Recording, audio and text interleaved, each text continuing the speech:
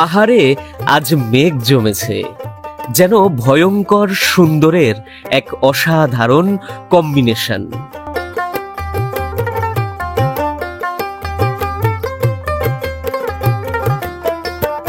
যার নিচে ছোট ছোট টিলাগুলো বিছিয়ে দিয়েছে সবুজ গালিচা, যার মাঝ দিয়ে বয়ে যাচ্ছে এক শান্ত নদী, নাম তার শাওরা।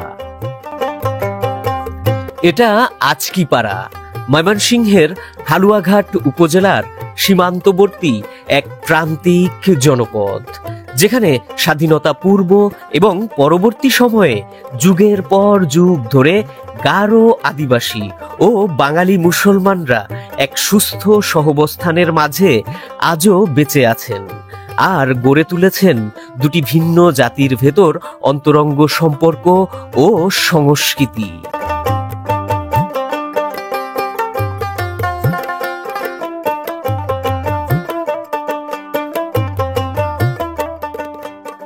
সুপ্রিয় দর্শক, ময়মনসিংহের উত্তরের সীমান্তে হালুয়াঘাট উপজেলার ১ নং ভবনকুড়া ইউনিয়নের শেওড়া নদীর পাড়ে আচকিপাড়া থেকে আপনাদেরকে স্বাগত জানাচ্ছি। প্রিয় দর্শক, এই যে আচকিপাড়া গ্রামটা রয়েছে, এর পাশেই মানে আমার ডান সাইডে রয়েছে শাওরা নদী, কিংবা এটাকে আপনার অনেকে শেওড়া নদী বলেও উল্লেখ করে থাকে।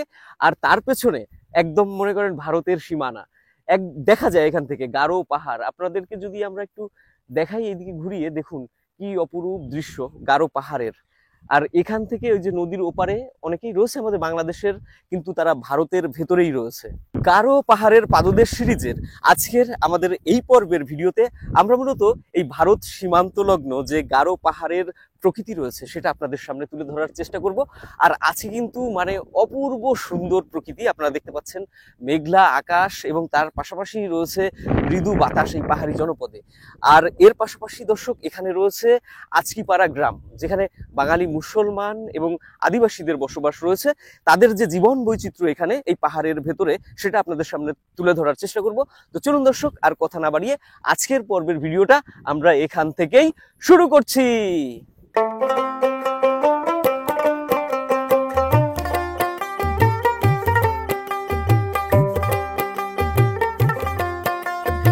আচকিপাড়ার পেছনে এলে দেখা যায় ভারতের মেঘালয় পাহাড়, মাথা তুলে দাঁড়িয়ে থাকা ওয়াজ টাওয়ার। দূরের ওই উঁচু পাহাড়ের কোথাও থেকেই নেমে আসে এই ছোট্ট শাওরা নদী। বর্ষাকালে যখন বৃষ্টির পানিতে ভিজে ওঠে এই গারো পাহাড় ও বনভূমি, তখন প্রকৃতি এখানে ভিন্ন রূপে ধরা দেয়। ভাই কেমন লাগছে ভাই? ভাই আপনি কি কখনো উপলব্ধি করছেন যে এরকম পাহাড়ের উপরে বৃষ্টিতে ভেজা এই প্রথম? এটা হেভি উপভোগ্য না? একদম অনুভব প্রকাশ করার মতন নয়, ভাষা নেই। হ্যাঁ, ভাষাহীন দর্শক, মুগ্ধতায় ছড়িয়ে যাচ্ছে। আমরা বৃষ্টিতে ভিজলেও আমাদের ক্ষতি নেই, কিন্তু এই যে দৃশ্য, এই যে চিত্রকল্প, এই যে অসাধারণ রূপ বৈচিত্র্য প্রকৃতির, এটাকে আসলে না দেখিয়ে কোনো উপায় নাই। মিজান ভাই সম্ভবত কিছু একটা বানাচ্ছে, কথা বলছে, মিজান ভাইকে বিরক্ত করছি।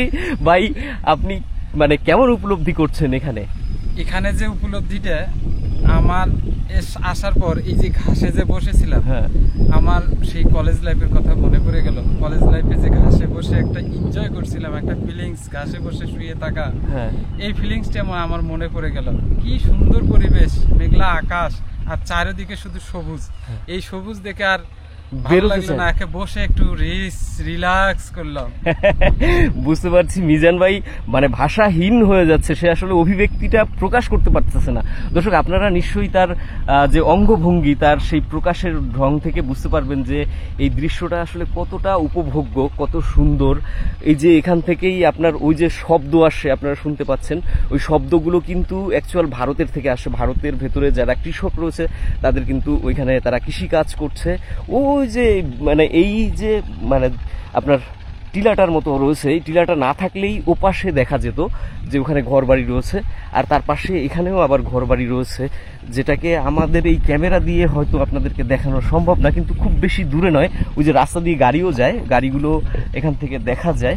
আমি আপনাদেরকে স্থাপনাটাকে আমার এই ক্যামেরা দিয়ে যতটুকু জুম করা যায় সেইটুকু আপনাদেরকে করে দেখানোর চেষ্টা করি, যদি দেখা যায়। ওই যে দেখা যাচ্ছে স্থাপনা, আমি খুব বেশি জুম হয় না এই মোবাইল এই ক্যামেরা থেকে, তবে যতটুকু হয় সেটুকুই দেখাই। ওই যে দেখুন,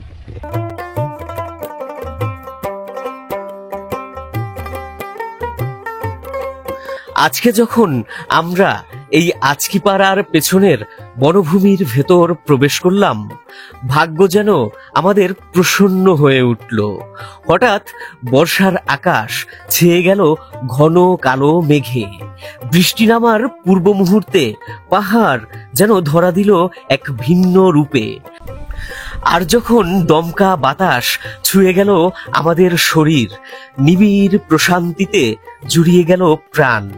মনে হলো প্রিয়তমা প্রেমিকার স্পর্শে ভেতরের সবকিছু যেন নতুন ভাবে জেগে উঠল।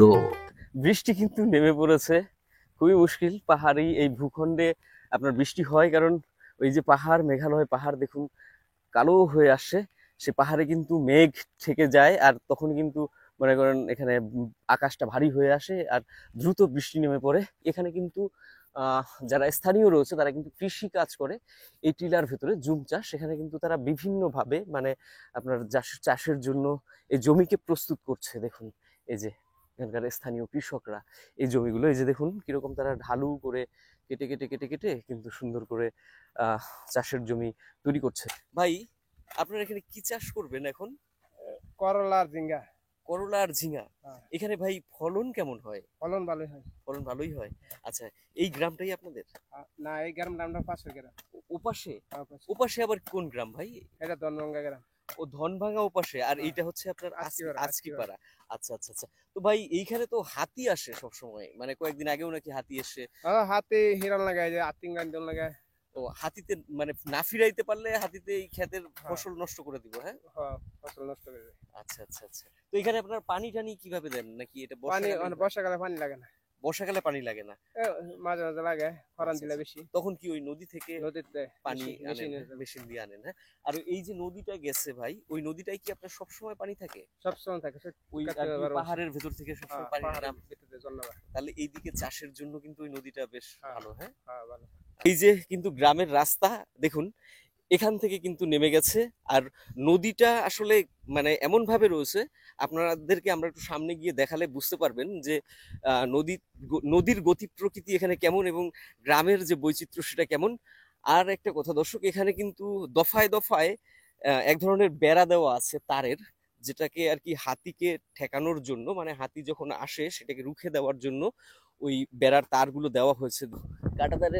কাঁটাতার না, এটা একটা মানে তার, যেটাকে মানে বিদ্যুতের সংযোগ দেওয়া হয় যখন হাতি আসে আর কি, যাতে করে হাতিটা দেখলে ভয় পায়, ক্ষেত খোলা নষ্ট না করতে পারে।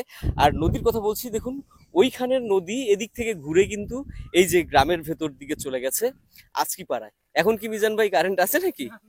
কারেন্ট নাই। এই নদীটা কিন্তু দর্শক এই সীমান্তের এই টিলার ভেতরের যে গ্রামটা, সেই গ্রামের যে কৃষি, সেই কৃষিটার জন্য খুবই গুরুত্বপূর্ণ, কারণ এই নদীর মানে যে পানি সেটা কিন্তু অ্যাকচুয়াল পাহাড়ি ঝর্ণার পানি, এটা সব সময় থাকে এবং এইটার মাধ্যম দিয়েই কিন্তু এখানকার মানুষের যে জীবন জীবিকা, যে পানির প্রয়োজনীয়তা রয়েছে সেটাকে কিন্তু তারা মেটাতে পারে। আমরা কিন্তু এসে পড়েছি এখানে, কিন্তু দর্শক অ্যাকচুয়াল গারোদের বসবাস রয়েছে, গারো আদিবাসী।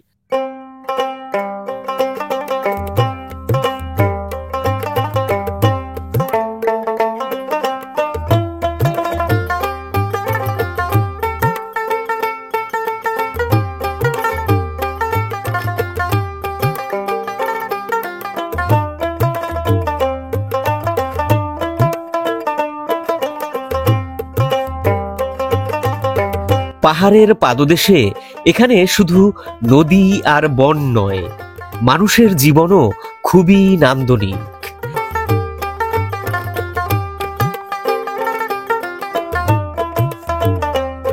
গারো আদিবাসীরা এই বনভূমির ভেতর ছিমছাম ভাবে গড়ে তুলেছে মাটির সংসার। তাদের গড়া মাটির ঘর চারপাশে ফুল ও ফলের গাছ, সবকিছুই সাজানো গোছানো।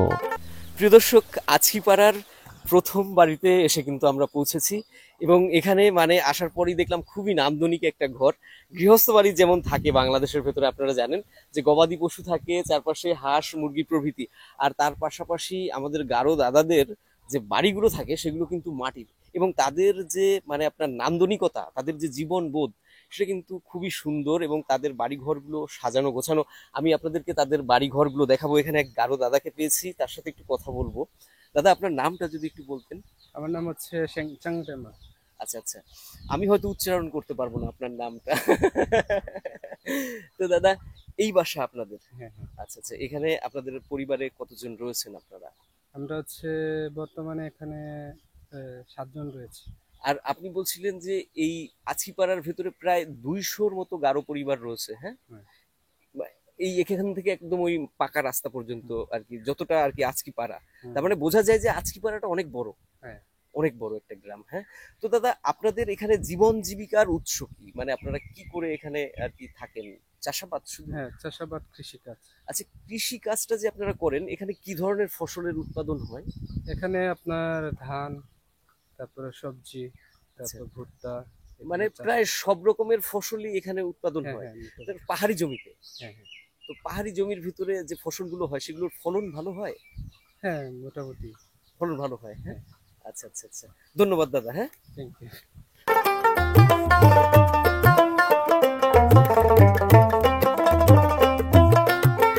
জীবন জীবিকার জন্য এখানে তারা পাহাড়ের ঢালে ঢালে চাষ করেন বিভিন্ন মৌসুমী ফসল। বর্ষাকালে সেচের প্রয়োজন পড়ে না, খরায় ভূমিকা রাখে শাওরা নদীর পানি। গ্রামের ভেতর এখানে সুইচ গেটও আছে, যার মাধ্যমে নদীর পানিকে প্রয়োজন অনুযায়ী ব্যবহার করা যায়। এই পাহাড় থেকে যে এই ছোট্ট নদীটা আসে, এখানে কিন্তু একটা সুইচ গেট রয়েছে। এই সুইচ গেটটার মাধ্যমে এখানে কিন্তু পানিকে সংরক্ষণ করা হয়, কারণ গ্রীষ্মকালে এখানে কিন্তু একটা পানির সংকট দেখা দেয়, খরা।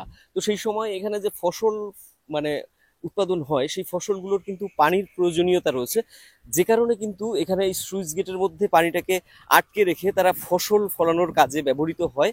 আর তার পাশাপাশি ওপাশে কৃষি জমি রয়েছে, সেই কৃষি জমিগুলোতে সেচ দেওয়া হয়। দেখুন, পাহাড়ি ঝর্ণা কুলকুল করে বয়ে চলেছে, এবং এখানে আরো কিছু গারো ভাইরা রয়েছে, তারা কিন্তু এখানে কাজ করছে। আর মূল যে আজকিপাড়ার গারো গ্রাম, সেটা হচ্ছে আমাদের সামনে। চলুন আমরা একটু একটু করে এখন গারো পাড়ার ভেতরে প্রবেশ করি এবং তাদের জীবন বৈচিত্র্য দেখার চেষ্টা করি।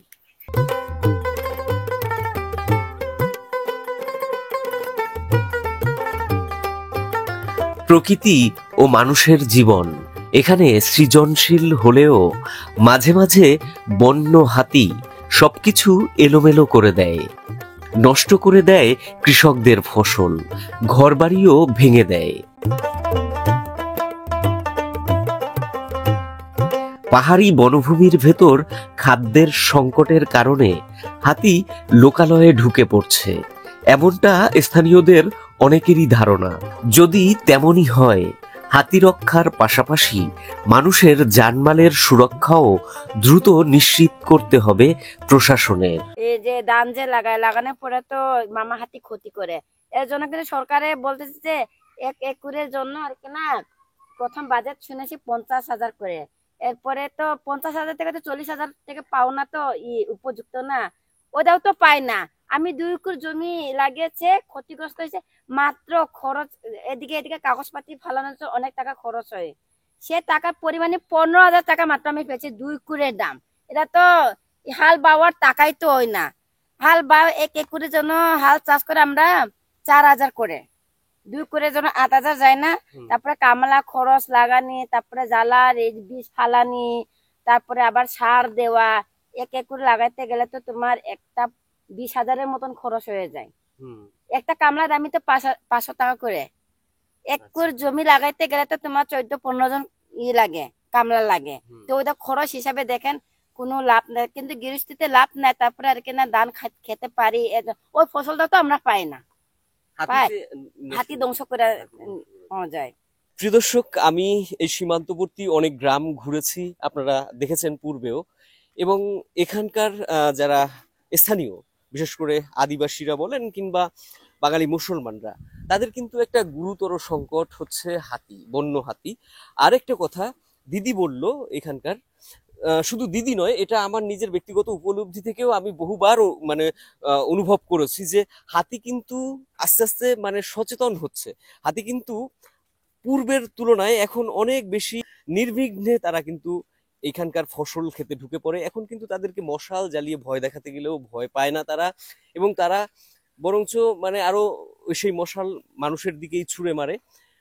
আর হই হই করলেও তারা যায় না, এবং তারা বোঝে যে কোথায় ফসল আছে, কখন ফসল আছে, সেই ফসল খেতে কিন্তু তারা একদম নির্বিঘ্নে ঢুকে পড়ে। মানে এতদিন যাবত হাতির সাথে আমরা ঠিক কি ধরনের ব্যবহার করেছি, কি ধরনের আচার আচরণ করেছি, তারই কিন্তু ফলস্বরূপ আজকে কিন্তু হাতির এই যে আপনার অন্যরকম যে ব্যবহার, সেটা কিন্তু আমরা দেখতে পাচ্ছি। আরেকটা কথা, হাতি কিন্তু পূর্বের তুলনায় এখন অনেক বেশি আক্রমণাত্মক, এবং তারা কিন্তু মানুষকে মানে নিয়মিতভাবে মারে। হাতি এসে নাকি আপনাদের বাসাও ভাঙছিল কদিন আগে? ভাংসিন তো এই যে আমার ভাই এটা বেশি মিলিয়া গ্রামে সবাই মিলিয়া ঠিক করে দিছে। ও, হাতিতে ভাঙছে পরে তারপরে গ্রামের সবাই মিলে আর কি আপনাদের ভাইয়ের ঘরটা আর কি ঠিক করে দিয়েছে, তাই তো?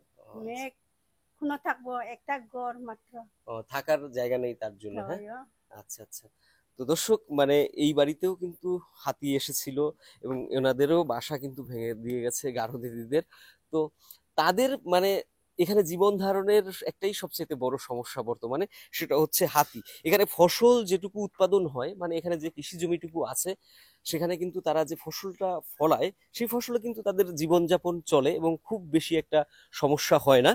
কিন্তু সেই ফসলটা যখন হাতিতে নষ্ট করে দেয় এবং বাড়ি ঘরের মধ্যে ঢুকে পড়ে, তখন কিন্তু তাদের জীবন জীবিকা সবকিছুই ঝুঁকির মুখে পড়ে।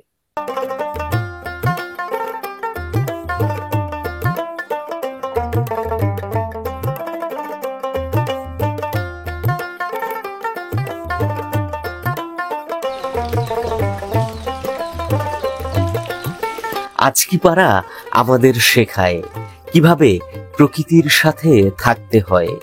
এখানে মানুষ, গাছ, নদী, পশু সবই যেন একে অপরের প্রতিবেশী। তাই তো এই গ্রাম শুধু সুন্দরী নয়, সহাবস্থানেরও এক অনুপম প্রতিচ্ছবি।